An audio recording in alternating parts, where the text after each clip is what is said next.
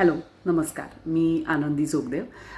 आत्तापर्यंत tarot card असेल किंवा इनर शिफ्ट ऑडिओ ॲफर्मेशन्स असतील किंवा काउन्सिलिंग असेल, याच्यामुळे जे आत्तापर्यंत इतके क्लायंट्स भेटत असतात, त्यांच्याशी बोलणं होत असतं. तर त्या सगळ्यांसाठी आणि अर्थातच तुमच्या सगळ्यांसाठी एक असं शेअर करते आहे.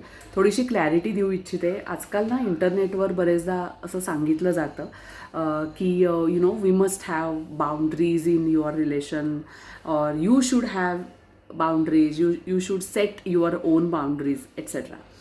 तर त्याच्यावरनं ना बरेच लोक थोडासा माझ्या मते वेगळा अर्थ घेत आहेत या बाउंड्रीचा. बाउंड्री डझंट मीन की तुम्ही you are cutting the line.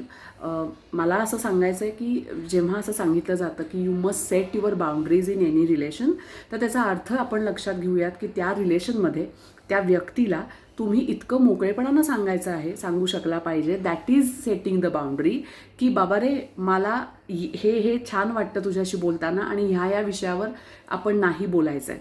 तर तो फ्रीडम आणि ती मोकळीक ही सेट करणं म्हणजे बाउंड्री सेट करणं, ना की you are cutting that relation. मला वाटतं तुम्हाला कळलं आहे मला काय म्हणायचं आहे.